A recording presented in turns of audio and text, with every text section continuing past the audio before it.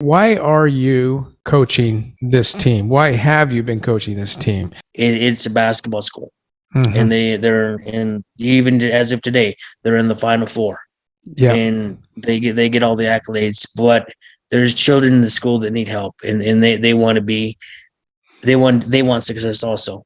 And I mean, if I could pour in to these kids, a lot of these kids, I think Sylvia and I don't have kids, but we have a lot of kids. And Mm. prior to working, well, I worked side by side alongside with, I coached East, but I also worked in the juvenile jail, and Mm-hmm. I worked with the hundreds and hundreds of kids who didn't have dads. Mm-hmm. Well, I don't have kids, so I mean, and I poured into their life, and just showing them a different perspective, and showing them a love that a lot of them never received, they don't even know about, and that's the love of Christ.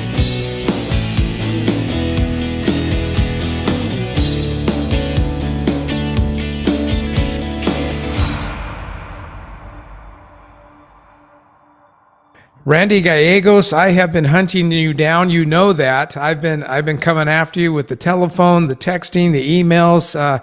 You are a busy guy.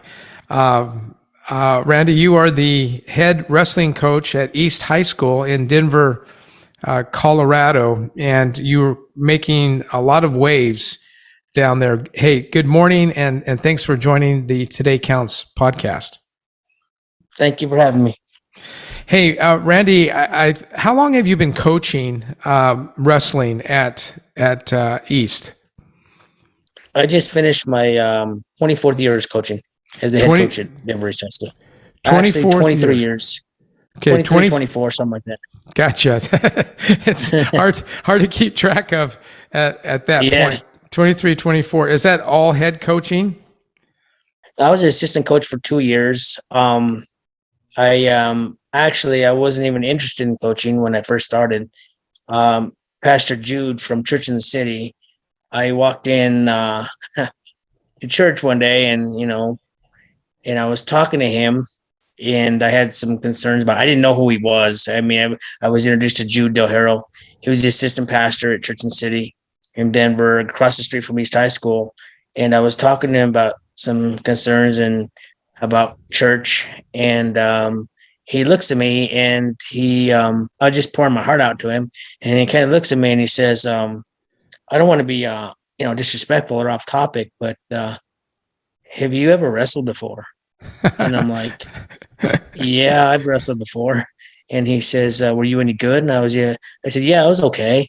And he says, well, did you ever go to state? And I said, yeah, I went to state.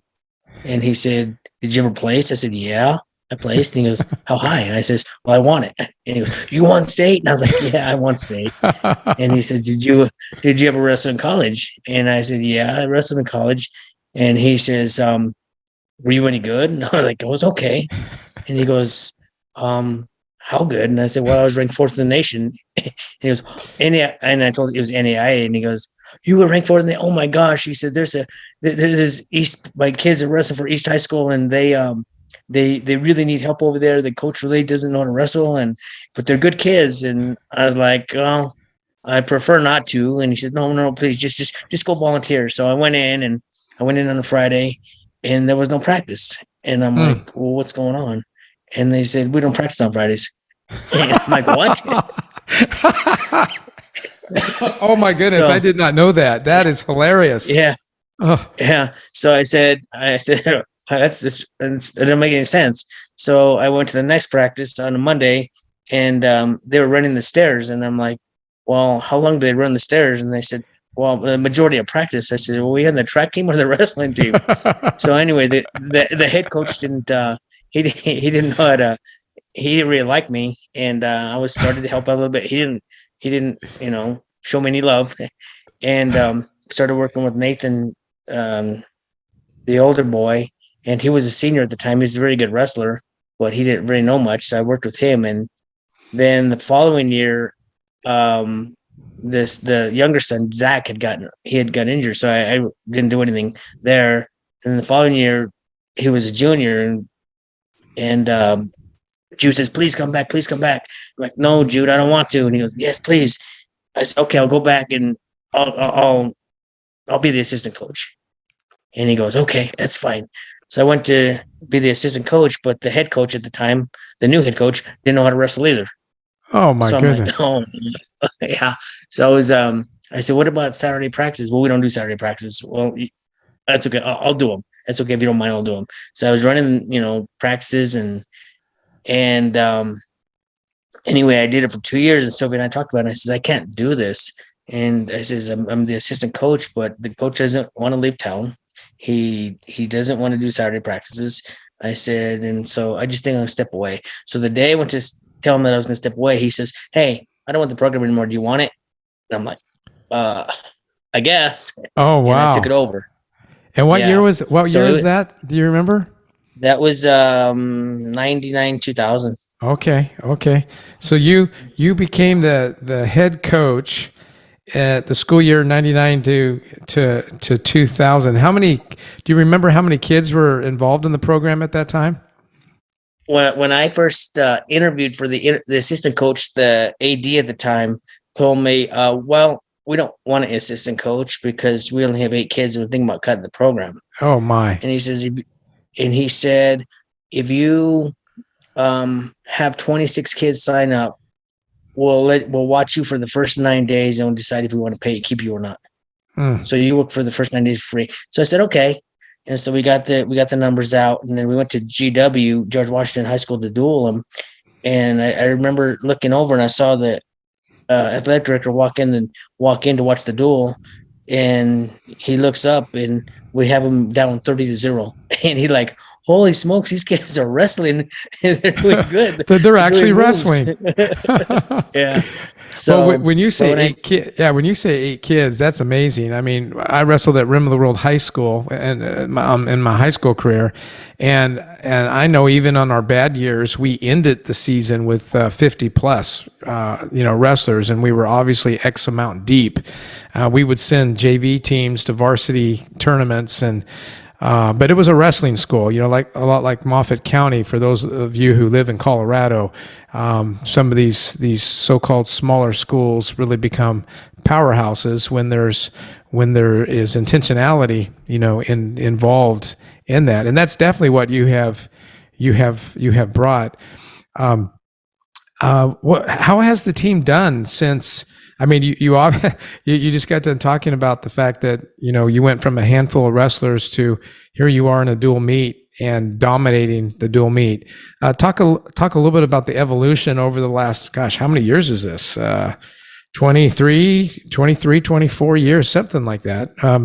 And you're still there. You're still the head coach. I'm still the head coach. It took me once I took the program over, it took me 4 years to get my first state champ. And that was Henry Kofa, and he won the state title in 2004, and that was the first state champion in 51 years. Randy, a lot of guys coach their whole career and never have a state champion. Yeah. It was a very unique story. It was a very, very unique story. He was a inner city kid from Africa, and our story is really, really unique. And if you mind, I could share it. If not, if we have time. Yeah. Let's. I want to hear some of the stories that. In fact, why don't we just transition to, let's pick out a few of your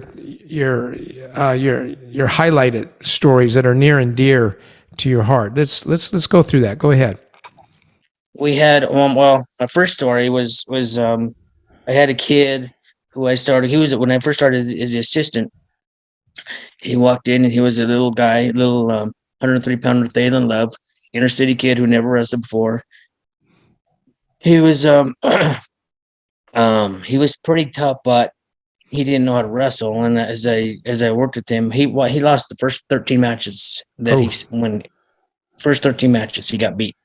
And I didn't know if it was concerning to me, saying he's talented, might not be a sport. So he ended up going to regionals, and he placed 5th. He was 1 match away from going to state. And I kept working with him. And the next year he came in and he placed 6th in regionals, 5th in regionals again. And then his junior year, I worked with him and continued to work with him throughout the summers. And he ended up losing in a wrestleback and Oh placed no. fifth again. Oh, So heartbreak. 3 times he put heartbreak. So this story is crazy. So I worked with him the whole summer, and he got really, really tough. Anyway, he ended up going his senior year. We were in Fruta in Grand Junction, and he was 31-1 going into regionals. Wow. But he had 2 state runner-ups in his weight and 5 other returning qualifiers What in the region? in the region. My word. So, yeah. So anyway, we get to the quarterfinals of the regional tournament, and he gets beat. And when Thalen started the season, off season, he was 135. He cut down to 130 his first match of the season. He was 130. He dominated. He dropped easily. He dropped to 125. He dominated. He says, "Coach, I want to go 119." I said, "No, it's too much weight."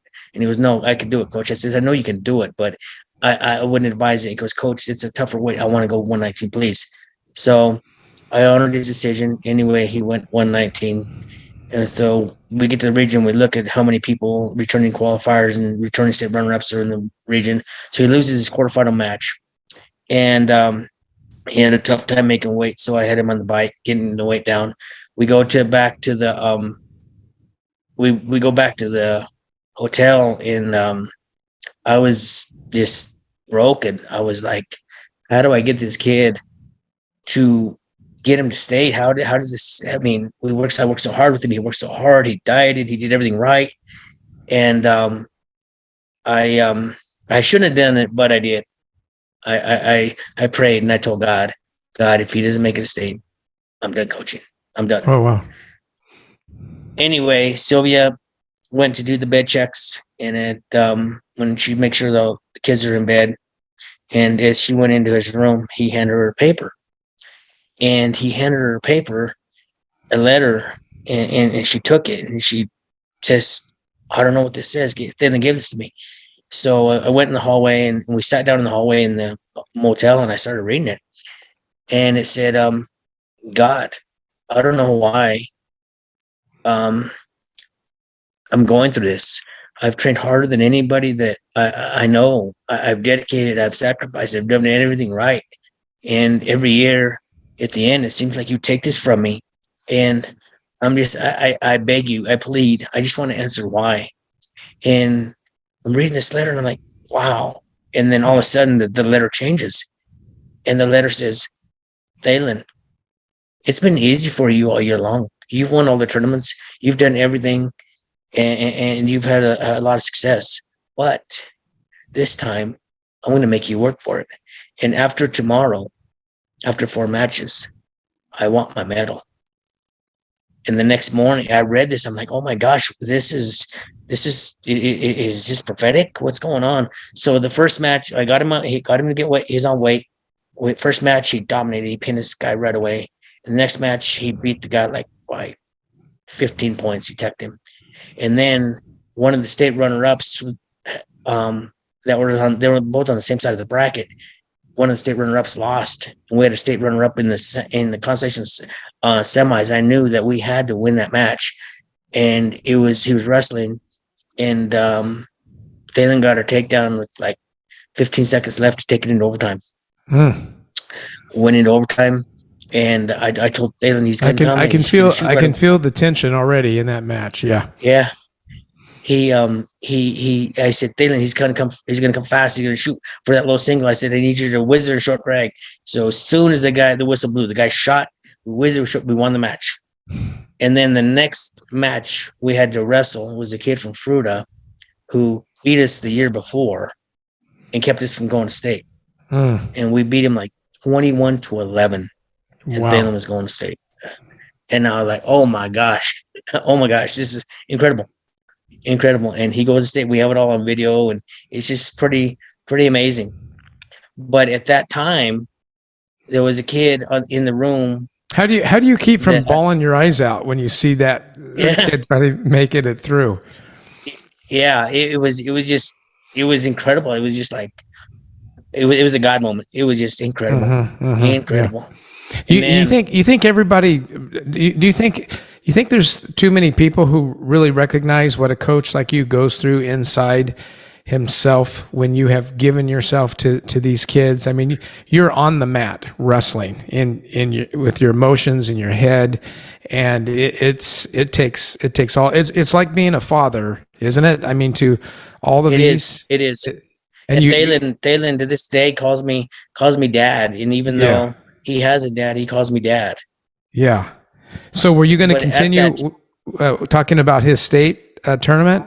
no, well, the state tournament, he was a round away from placing, which I'm Hmm. glad he made it. He didn't place; he was close, But he got to but I was states. able to. Yeah. Yeah, I was able to deal with that. But on the same team at that time, there was a kid named Henry Kofa, and Henry Kofa was a freshman at Denver South when I first saw him, and he won a JV tournament. But I never saw him after that. I saw him his freshman year. His sophomore year, I didn't see him at all. And then his junior year, he walked into my room. And I'm like, okay, I remember you from South. So he started wrestling. He wasn't very good. He actually got pinned his first match, but he was on Thalen's team and they became workout partners. And they were wrestling. Henry ended up going to state that year with Thalen. And so after that season, I asked Henry, he asked me, he says, can you make me a state champion? And I was like, no, I can't make you a state champion. He said, why not? And I said, because you don't have the dedication. Oh, And he says, I want to be a state champion. Can you make me? And I said, no. can you give me a And so the pill? following week, Yeah. Can you give me a pill? so the next week he came back and we're practicing the off season and he says, can you make me a state champ? And I said, no, Henry, I'm not going to make you a state champion because you don't have dedication. You're not locked in and you don't want it. You don't want to work hard. I said, when you get tired, you give up. And so he's like, you're left alone. And the following week, the third week, and I mean, him and I used to meet in the wrestling room, and it was just him and I and the janitor. Nobody else would show up. It was off season, just us two. And I'd wrestle him and wrestle him. And he said, make me a state champion. I said, Henry, if you want me to make you a state champion with the limited wrestling that you have, I got to take you to hell and back. It's a road that's very, very difficult. He says, I'm willing to do it.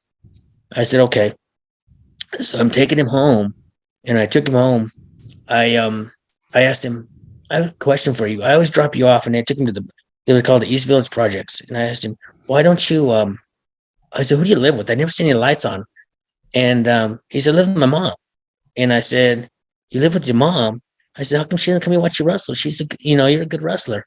And he goes, well, she's not here right now. And I said, what do you mean she's not here right now? I said, where's she at? He goes, she's in Africa. And I said, Africa? I said, how long has she been there? And he goes, 6 months. And I said, 6 months?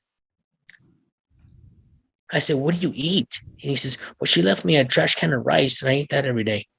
Oh my word! What is this said, boy? What was it? What's this boy's name? Henry Kofa. Oh yeah, Henry. Okay. All right, keep going. And I said, what? And he goes, yeah. And I called Sylvia up on the way home. And I said, watch, I should drop him off and I said, watch him go to the projects. And he would walk around people that were dealing drugs right past him. He would just go his way. And I told Sylvia the story and I said, get the bed ready, get the room ready downstairs. I said, we got one moving in. And we moved him in. And so I kept working with him. His I thought was going to be his senior year. He lost to a four-timer, Chris Neeson, in the semis. So he ended up taking third in state. So he was living with us. I went to his counselor and asked his counselor, I says, is he on pace to graduate? And she said, absolutely not. There's no way. He's so far behind. And so I knew they had another year. So I wrote a letter to DPS Board of Control asking for a hardship. I said, first I asked Henry, I said, you wrestled your freshman year. I said, I didn't see you your sophomore year. He goes, I didn't go to school. And I said, why? He goes, because my mom took me out. She was sick. She wouldn't let me go to school. So the junior year, he came to me. Senior year, I said, you only wrestled 3 years. You've only in school 3 years. Says, that's why you're so far behind. He said, yeah. So I wrote a letter to DPS. I asked the the counselor, I said, there's no way he can graduate. He said, no. So I said, well, he has to go another year. So I wrote a letter to DPS Board of Control and requesting a hardship because that year he didn't wrestle. Well, at the time, they presented to DPS Board of Control. Every DPS athletic director denied it. Even the athletic director that we had at East denied it. So that letter went to CHASA, and I called at the time. I was working in the juvenile jail, and I from work I called Dr. Bill Reeder, and I said, "This is Coach Randy Gallegos, Denver East, and I have a special case, a unique case." And he said, "You're talking about Henry Kofa?" And I said, "Yeah, I'm talking about Henry Kofa." And he says, "That kid is 19 years old. He needs to get a life." And he hung up on me. Oh my. Yeah, and I'm like, oh my gosh. So I went back to Henry and I said, "Henry," I said, "you're 19. I said, "You can't wrestle. You're too old." And he says, "No, coach, I'm 18. And I said, "Well, go back to your mom's place and get your birth certificate and bring it to me." So he went back to his mom's place. He got his birth certificate and he brought it back home. And he said, "See," and he showed it to me. I looked at it and said, "You know what, Henry? You're right. You're not 19. You're not 18. Look at the birth date. You're 17. What? I didn't even know that. I didn't know. Are you kidding me? The kid doesn't No. even know how old he was. Wow. So he was, when he came from Africa, he was 10 years old, and they put him, he should have been in the 4th grade. They put him in the 6th grade. So academically, he was so far behind the whole way. How do you catch up? Yeah. So anyway, I read the CHASA bylaws, and I was able to appeal the process and go through. We were able to present to a 3-member board. So I went and I took Henry with me to CHASA. There's a 3-member board there, Henry and I, and I presented our case, and I said, he's age appropriate. He can wrestle. I'm requesting that he have another year of wrestling. He's age appropriate. He was in the 4th grade, and they put him in the 6th grade. He's been on the bottom of the totem pole his whole academic career. And they said, we'll decide, and we'll let you know in 2 weeks. Well, 2 weeks came and passed, and no, they didn't call me. They didn't notify me. And after that, I called him, and they said, "You know what? We made our decision, and that is a no. He cannot wrestle."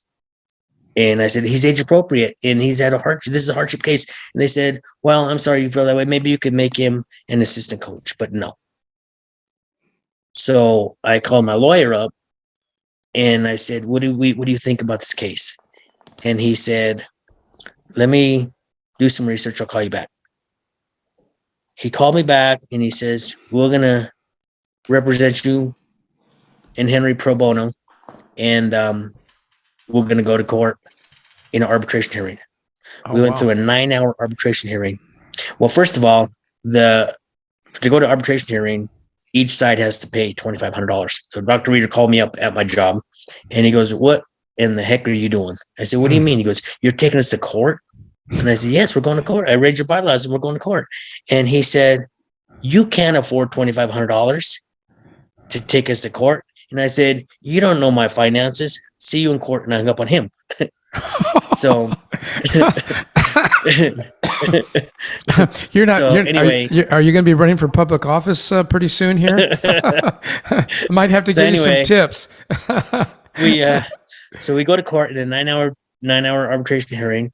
We present our case, and my lawyer just, he just destroyed CHASA.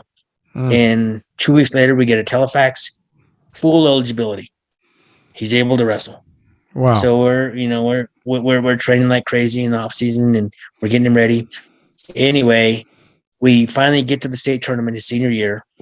I walk up to get my packet for first weigh-in. I said, "Coach Gallegos, Denver East." And they said, "You, come here."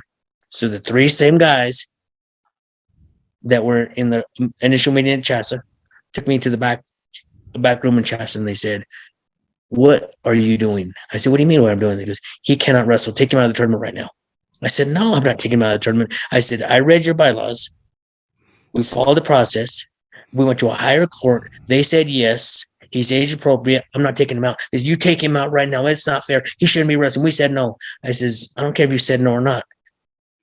The arbiter said yes. So he's going to wrestle. They said no. I said, if you want me to leave this place, you're going to take me out in handcuffs because I'm not leaving. He's going to wrestle. And then he won the state title. Now, why were they? Why once the age was verified? Why were they opposed to Henry wrestling? I have no idea. Huh? I have no clue. To this day, I have no clue. Yeah. Now, just for the listeners, Randy, and you guide me in this because I'm using some old data, and it's anecdotal data, meaning I've walked through the school, I've been to the school, your school, dozens of times.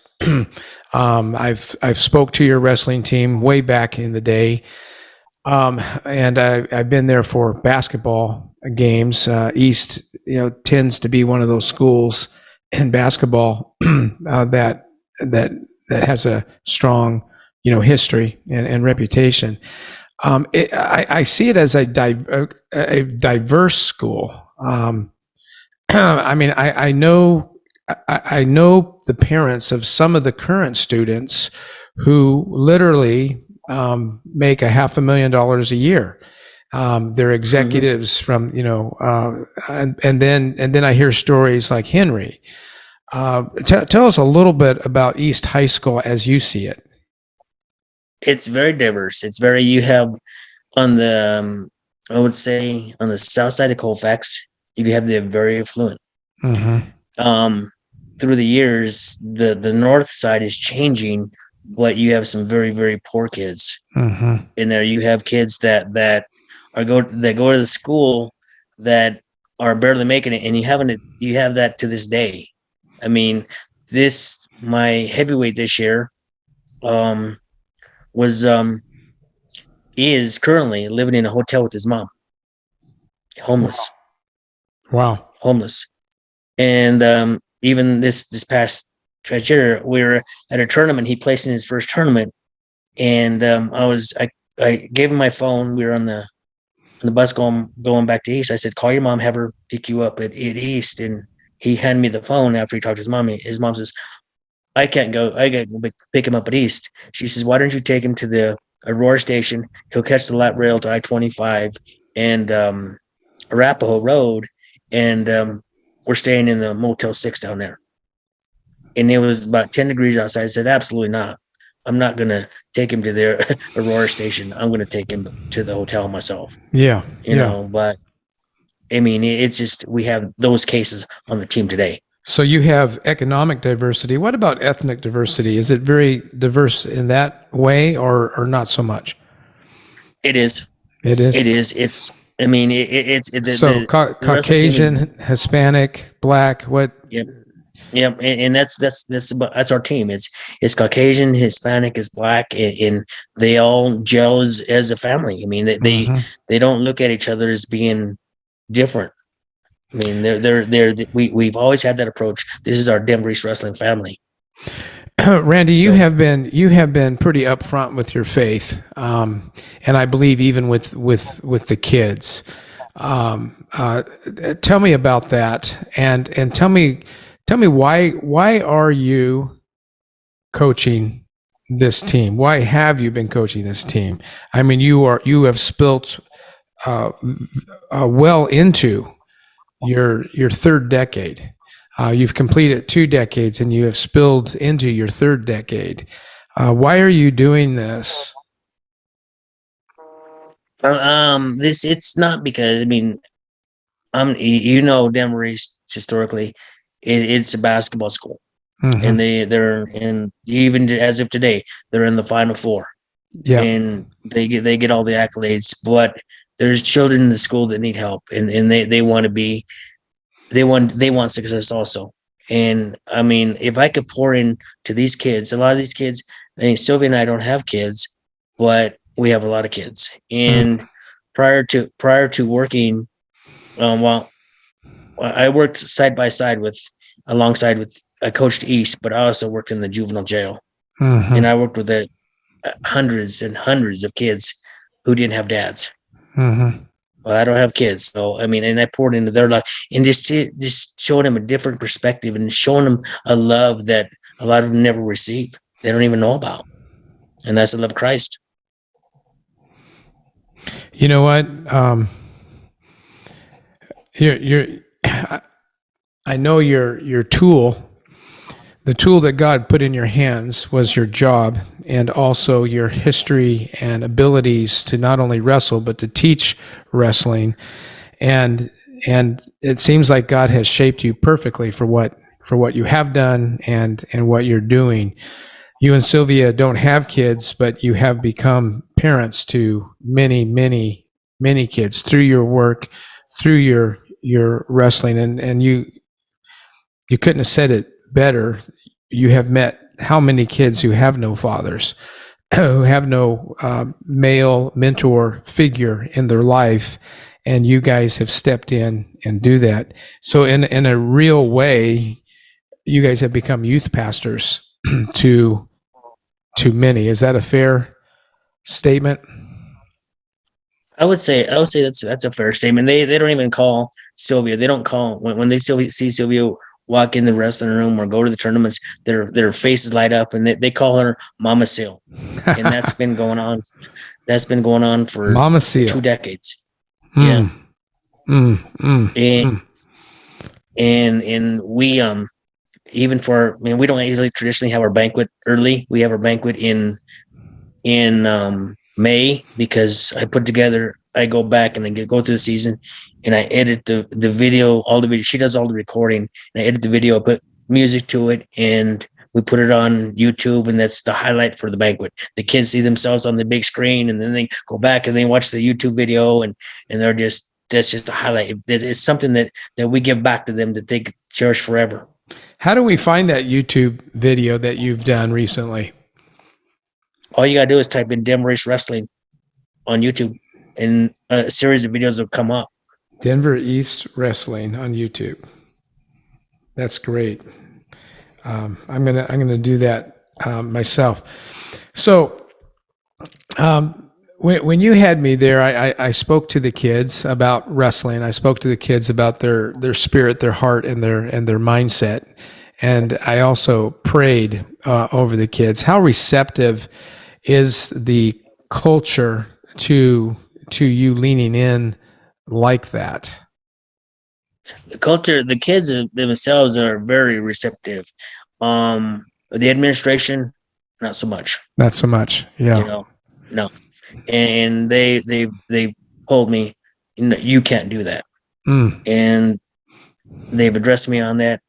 But if you fire me for being a Christian, then fire me. I'm not going to stop, and we haven't stopped.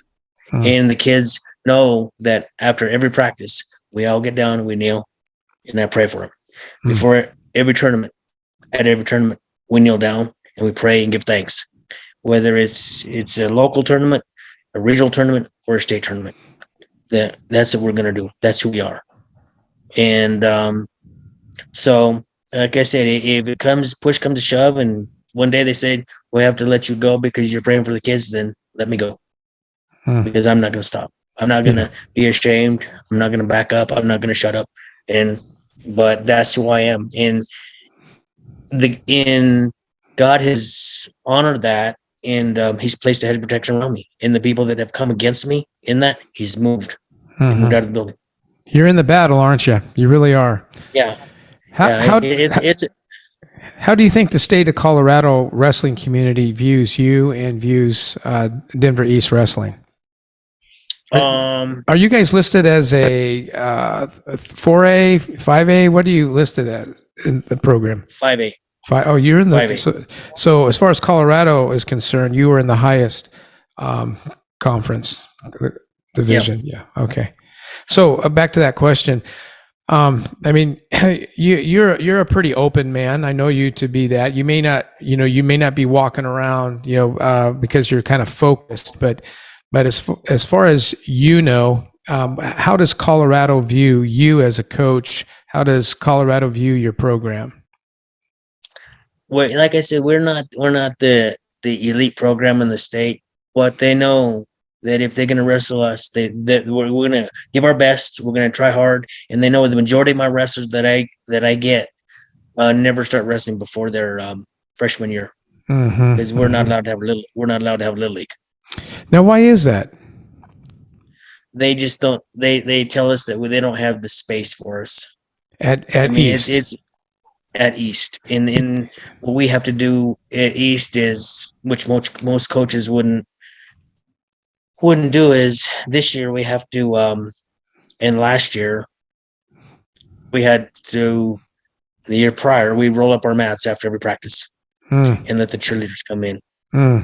Yeah, where I wrestled in high school, yeah, we were in like this.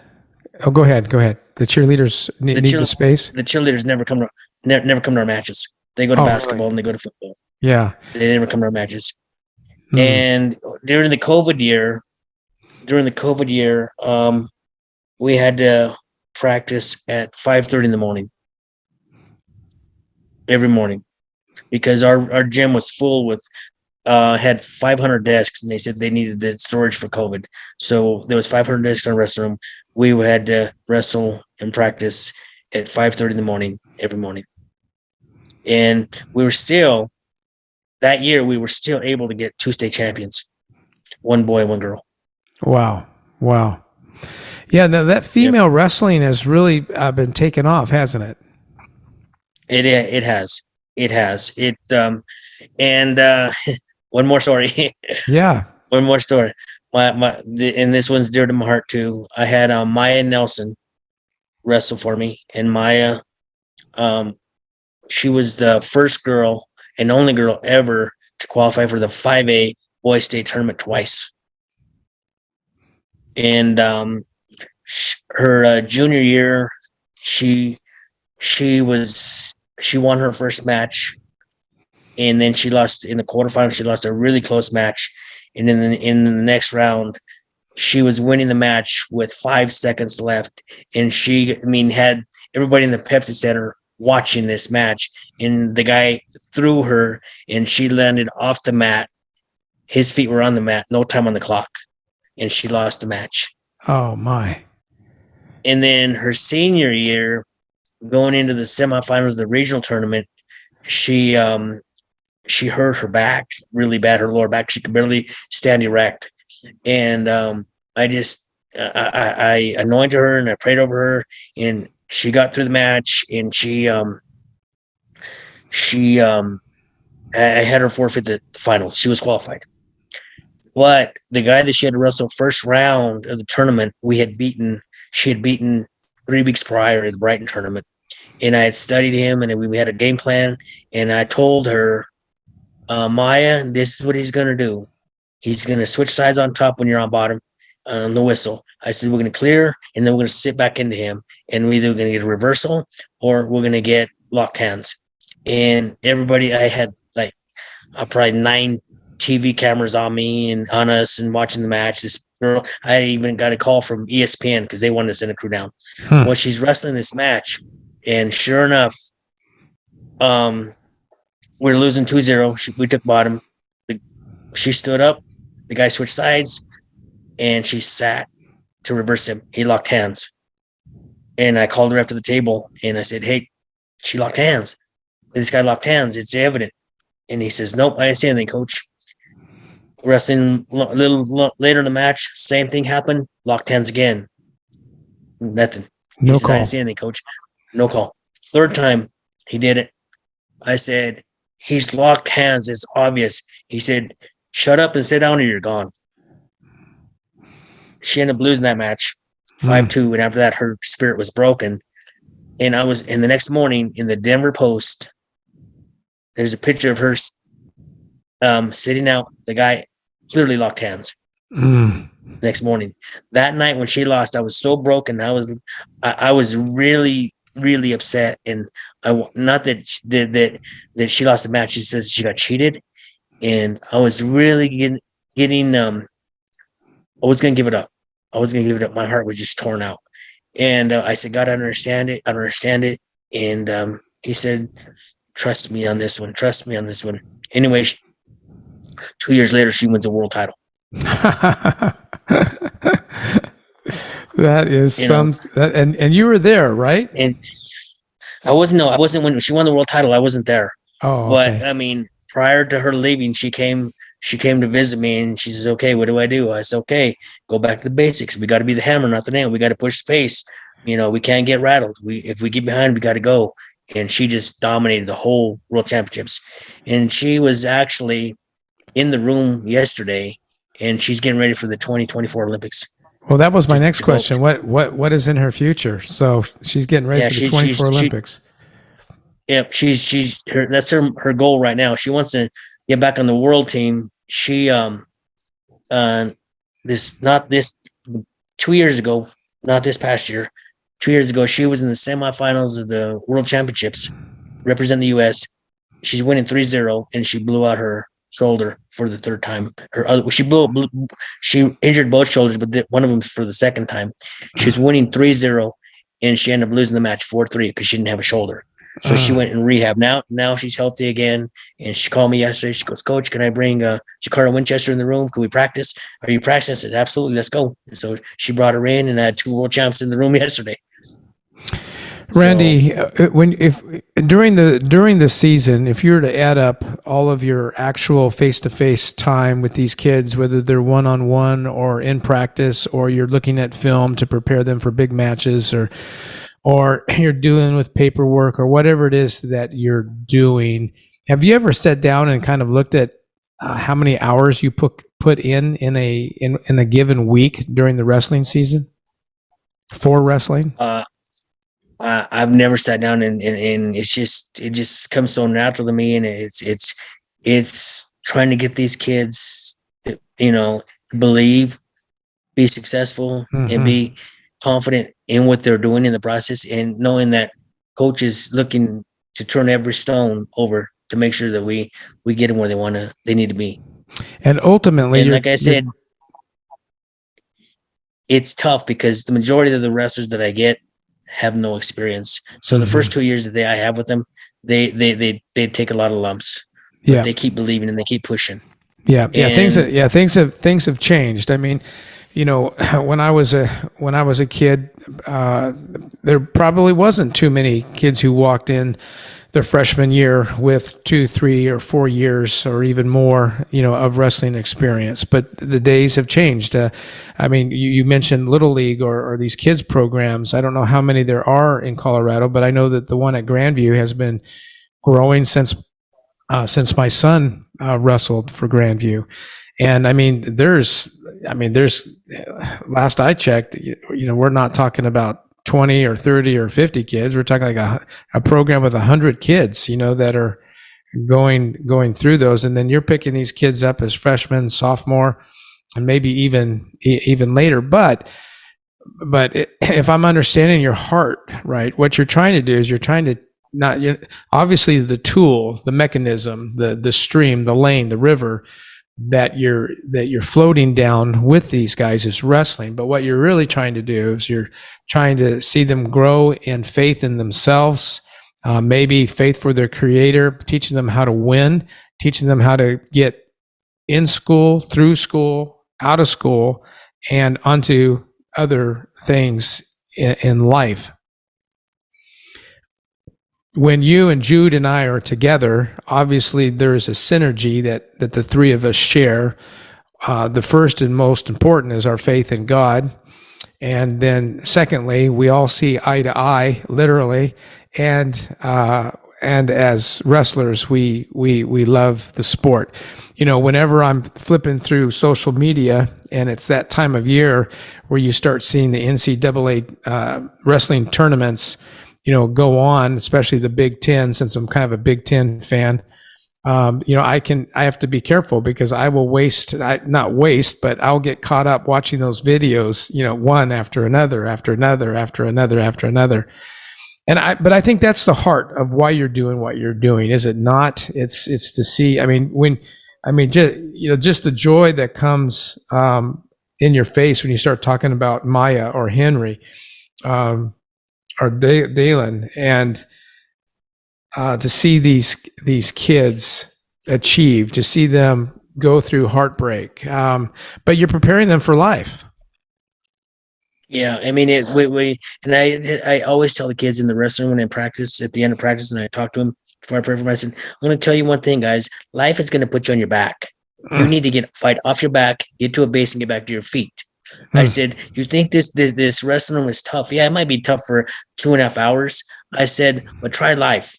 Try mm. life when things aren't going your way and you think you want to give up, but you just put your head down and you go back to work and you go back to work and you work through it. And I said, you asked me how I do it. I mean, it's tough because during wrestling season, I'm going on about 6 hours sleep because I'm retired from my state job. I picked up a job at the rec center and I work 5:50 in the morning till 1:15, and then I do my Bible study, and then I go coach, come home, eat a little bit of dinner, see Sylvia a little bit, talk to Sylvia a little bit, and then I'm in bed. I mean, just wore out. But there's so much that.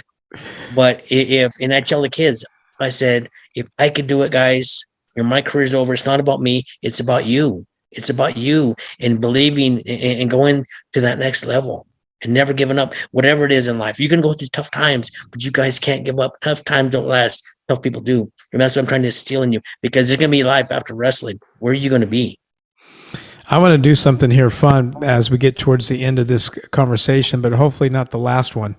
So, over these last 23 to 24 years, and you were to average the size of your team, the numbers, whether it be 8, as you talked about on that first day, or whether it be whatever it was this season, what would you think the average number of kids on your team is? The average over the lifespan of my Yeah. coaching, Mm-hmm. probably about 17. Okay, so we take 17 and we multiply that by 23. So that's nearly 400 kids that you have, and that's just in the wrestling room. It's not their siblings, it's not their parents, it's not their cousins and their friends. It's not the overflow of their lives, but you have been working and giving yourself to. That's a lot of kids. And for those who don't understand wrestling, this isn't like teaching a math class. This is blood, sweat, and tears. This is emotions up and down and sideways. This is, as Randy, you were talking about, taking a kid even into your own home. I don't know if you've ever taken the time to think about that, but that is a lot of lives. Thank you for doing that. It's it's I say 17 because it's really sad because this day and age that when it gets tough in that wrestling room, there's a lot of wrestlers that quit. A lot of start the race. A lot of them start, Yeah. but a lot of them don't. They don't finish. Right. Well, there's a spirit in the air there that you are facing. There's there are a lot of things that come against these young people, come against a high school community, especially today. We as a society still haven't realized how much we need God, how much we need faith and support of one another. We need to have a can-do attitude. How can we make a program work? How can we get out of the kids' way? How can we do that? But today, for some reason, we think that saying no, no, no is the way, and a lot of these kids just feel trapped in their situations. And Randy, I've always viewed you as a hero coming from the wrestling community. I always will, and I look forward to seeing you again in person. Thank you for taking the time with me today, talking about your program at Denver East High School, a little bit about your history and what you and Sylvia do. And I just think that the take-home message is for everyone to kind of look at their lives and notice that God is shaping your life to do something truly remarkable. And for Randy and Sylvia, not having kids and seeing so many kids who do not have fathers have become mom and dad to so many there in the Denver metro area, particularly in that Denver East community, not to mention everywhere else that you've had that that influence. I'll just say this in case you haven't. Whenever I meet a wrestling coach in the Colorado area, everybody knows Randy Gallegos. So thank you, Randy, and thanks for joining me today. It's a testament to the glory and honor of God, because coaching the kids that I've coached, and he's given me the opportunity to coach in the state finals 9 times. You know, I mean, I have 5 state champions. I mean, it's incredible, because from where we start, walking in as freshmen to the pinnacle of Colorado wrestling, it's just all God's glory. It's not me. It's just, I just want to be that faithful servant that says, Lord, use me. I'm like Isaiah, raising my hand saying, Lord, send me. Send me. Yeah. Send me. Send Yeah. me. Who can I send? And we raise your hand, send me. Well, give my love to Sylvia too, would you? Okay, I will. She says hi. and again, thank you for being part of the Today Counts show.